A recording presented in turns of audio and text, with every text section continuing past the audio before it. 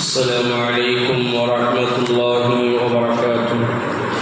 الحمد لله رب العالمين والعاقبة للمتقين والصلاة والسلام على نبي المرسلين وعلى آله الطيبين وأصحابه الطاهرين وكلهم أجمعين. أما بعد، فأعوذ بالله من الشيطان الرجيم. بسم الله الرحمن الرحيم.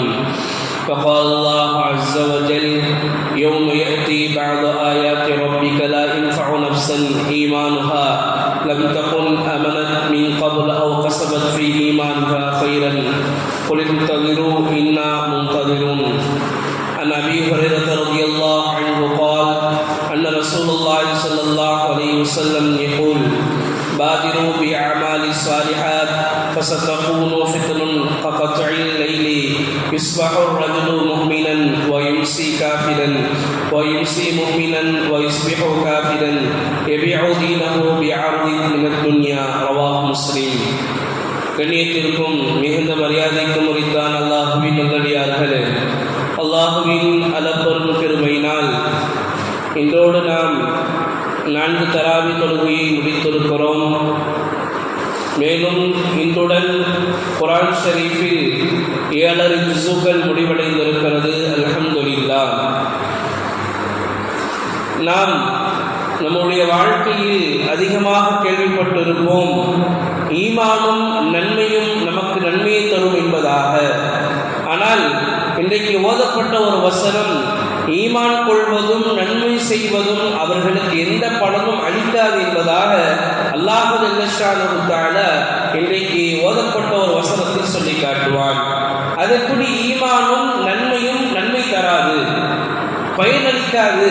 அது எப்பொழுது பயனளிக்காது என்று சொன்னால், அல்லாஹ் ஜல்லஷானஹு தஆலா சொல்லுகிறான், நம்முடைய ஆயத்துகள் உங்களுக்கு அறிவிக்கப்பட்டு விட்டால், நம்முடைய ஆயத்துகள் உங்களுக்கு தெரிவிக்கப்பட்டு விட்டால், அதை நீங்கள் பார்த்து விட்டால் என்று சொன்னால், அல்லாஹ் ஜல்லஷானஹு தஆலா மறுமைக்குண்டான அடையாளங்களை வெளிப்படுத்துகிற பொழுது அந்த நேரத்தில், ஆஹா, இத்தனை நாட்கள் நான் ஈமான் கொள்ளாமல் இருந்து விட்டேனே, ஆஹா, நான் இத்தனை நாட்கள் நன்மைகள் செய்யாமல் இருந்து விட்டேன் என்பதாக எந்த மனிதன் கியாமத் நாளுடைய அடையாளங்களை பார்த்ததற்கு பின்னால் ஈமான் கொள்வானோ, பார்த்ததற்கு பின்னால் நன்மைகள் செய்வானோ, அந்த ஈமானும் அந்த நன்மையும் அவனுக்கு எந்த பலனையும் தராது என்பதாக அல்லாஹ் ஜல்லஷானஹு தஆலா சொல்லி காட்டுவான். அதைத்தான் சொல்லுவான், யௌம யஅதி பஅது ஆயாத்தி ரப்பிக, நம்முடைய ஆயத்துகள், ரப்புடைய ஆயத்துகள் வந்து விட்டால், லா யன்ஃபஉ நஃப்ஸன் ஈமானுஹா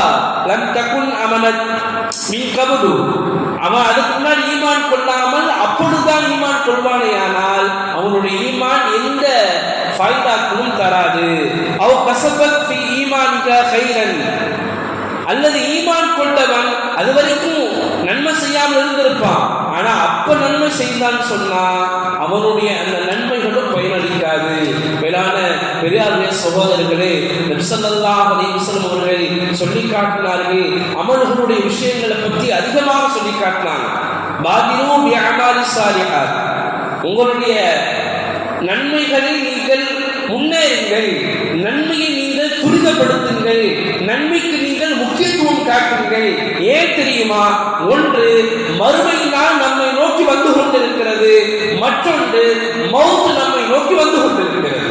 நாங்கள் ஏதோ விளையாட்டாக ஏதோ மறந்து போய் எங்களுடைய வாழ்க்கையில் துனியாவில் மூழ்கி மௌத்தையும் மறுமையும் மறந்து கொண்டிருக்கிறோம்.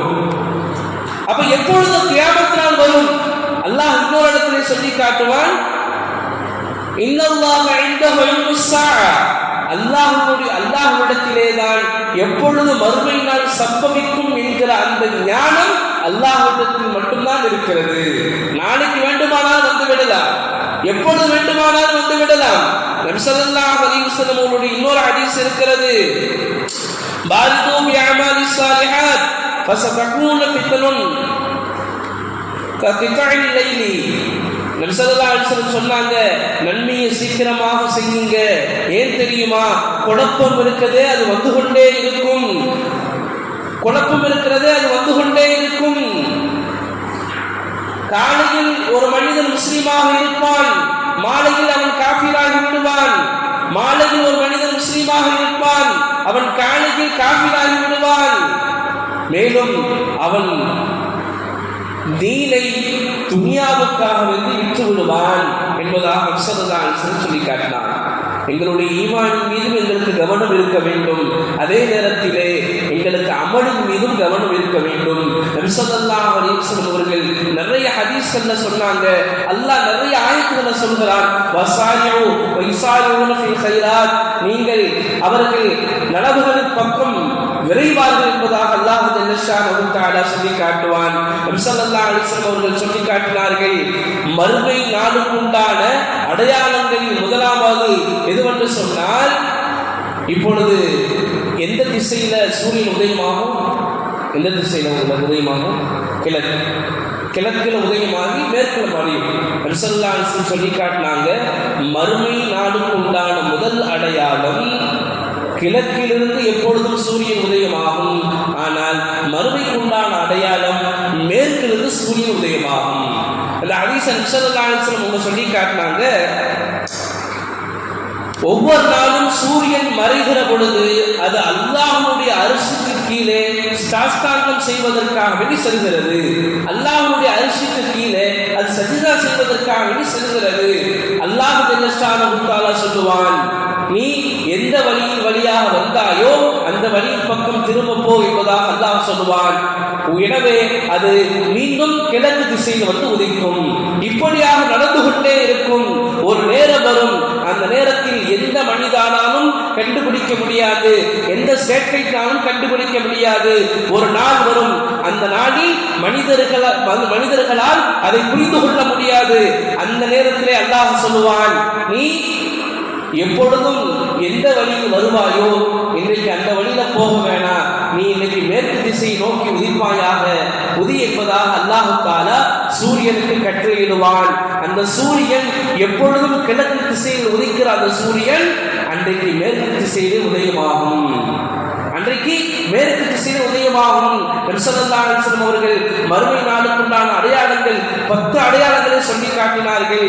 அதில் 1 மேற்கு திசையில் சூரியன் உதயமாகும், 2 மிகப்பெரிய புகை கிளம்பும், 3 பூமிக்குள்ளிருந்து பேசுகிற பிராணி ஒரு விலங்கு வெளியில் வரும், 4 யஜூஜ் மாஜூஜ் என்று சொல்லப்படக்கூடிய குட்டையர்கள் வெளியே வருவார்கள், 5 ஹஜ்ரத் ஈசா அலைஹிஸ்ஸலாத்து வஸ்ஸலாம் அவர்கள் வானத்திலிருந்து இறங்குவார்கள், 6 தஜ்ஜால் மிகப்பெரிய குழப்பவாதி அவன் வெளியாகுவான், 7 கிழக்கு திசையில் ஒரு பூகம்பமும், 8 மேற்கு திசையில் ஒரு பூகம்பமும், 9 அரபு தீபகற்பத்தில் ஒரு பூகம்பமும் உண்டாகும்.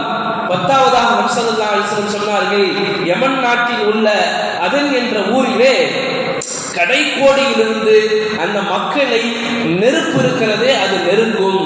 நெருப்பு இருக்கிறதே அது நெருங்கும். எப்போ நெருங்கும்? அவங்க இரவு தூங்கி கொண்டு இருப்பாங்க.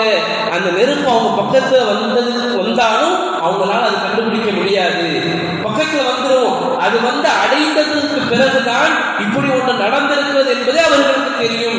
அதே போல மாலை நேரத்தில் அவர்கள் உறங்கிக் கொண்டிருப்பார்கள். அந்த நேரத்திலும் அந்த நெருப்பு அவர்களை வந்தடையும் என்பதாக நபி ஸல்லல்லாஹு அலைஹி வஸல்லம் அவர்கள் 10 விஷயத்தை சொல்லி காட்டினார்கள். இந்த 10 அடையாளங்கள் இருக்கிறது, மிக முக்கியமான அடையாளம். எனவே கியாமத் நாள் இருக்கிறது, நமக்கு நெருக்கத்தில் இருக்கிறது. எப்பொழுது வேண்டுமானாலும் சூரியன் மேற்கு திசையில் உதிக்கலாம். எனவே நாங்கள் மறுமைக்குண்டான அமல்களை, எங்களுடைய ஈமானுக்குண்டான விஷயங்களை நாங்கள் தயாரிப்பு செய்து வைக்க வேண்டும். எனவே அல்லாஹ் ஜல்லஷானஹு தஆலா இந்த ரமலானுடைய மாதத்தை நமக்கு கொடுத்திருக்கிறான். அதோடு மட்டுமல்லாமல் தௌபாவுடைய வாசல் எதுவரைக்கும் இருக்குன்னு சொன்னா, ஒரு மனிதனுக்கு கொடுக்கப்படும் சொன்னா 2 நேரங்கள் வரைக்கும் கொடுக்கப்படும். 1, மேற்கு திசையில் சூரியன் உதயமாகிற வரைக்கும் தௌபா நசீபாகும். இது வரைக்கும் உதயமாகல, எனவே தௌபா நமக்கெல்லாம் இருக்குது, எல்லா மனிதர்களுக்கும் இருக்குது. எனவே நாங்கள் இன்றைக்கு இரவே அல்லாஹ்விடத்தில் தௌபா செய்யணும். ஏன் நம்ம கேள்விப்பட்டுட்டோம், எப்போ வேண்டுமானாலும் உதயமாகல மேற்கு திசையில. முதலாவது விஷயம், தௌபாவை நாங்கள் கேட்கணும். இரண்டாவது எது வரைக்கும் தௌபா நசீபாகிறது என்றால், ஒரு மனிதனுடைய உயிர் தொண்டை குழியை அடைகிற வரைக்கும் அவனுக்கு தௌபா நசீப் இருக்கிறது. அதாவது மௌத்துக்கு முன்னாடியும் மறுமை நாளுக்கு முன்னாடியும் இதுவரைக்கும் உங்களுக்கு தௌபாவுடைய அந்த வாசல் இருக்கிறது, அது திறந்து வைக்கப்பட்டிருக்கிறது. எப்பொழுது சூரியன் மேற்கு திசையில் உதயமாகுமோ தௌபாவுடைய வாசல் எவ்வளவு பெருசு தெரியுமா? சொல்லி காட்டினாங்க, 70 வருட தொலைதூரத்திற்கு சமமான அளவு அந்த பெரிய கதவு. அது எப்ப மூடப்படும்? எப்பொழுது மேற்கு திசையில் சூரியன் உதயமாகுமோ அப்பொழுது மூடப்படும் என்பதாக ஸல்லல்லாஹு அலைஹி வஸல்லம் அவர்கள் சொல்லி காட்டினார்கள். இன்னொரு ஹதீஸில் கூட சொன்னார்கள், நீங்கள் 7 விஷயத்துக்கு முன்னால் அமல்கள் செய்து கொள்ளுங்கள். அதில் மிக முக்கியமானது தஜ்ஜாலுடைய வருகை, மௌத்தினுடைய விஷயம், மறதியினுடைய விஷயம், வறுமையினுடைய விஷயம், நோயினுடைய விஷயம், கியாமத் நாளுடைய விஷயம்.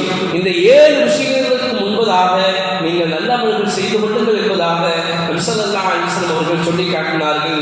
அல்லாஹ் ஜல்ல ஷானஹு தஆலா நம்முடைய ஈமானை பலமுள்ள ஈமானாக ஆக்குவானாக. மறுமைக்குண்டான தயாரிப்பிற்கு உரித்தான தயாரிப்புக்காக வேண்டி இந்த ரமலானை அல்லாஹ் நம்மை பயன்படுத்துவதற்கு தௌஃபீக் செய்வானாக. ஆமீன். வ ஆகிரு தஅவானா அல்ஹம்துலில்லாஹி ரப்பில் ஆலமீன். அஸ்ஸலாமு அலைக்கும்.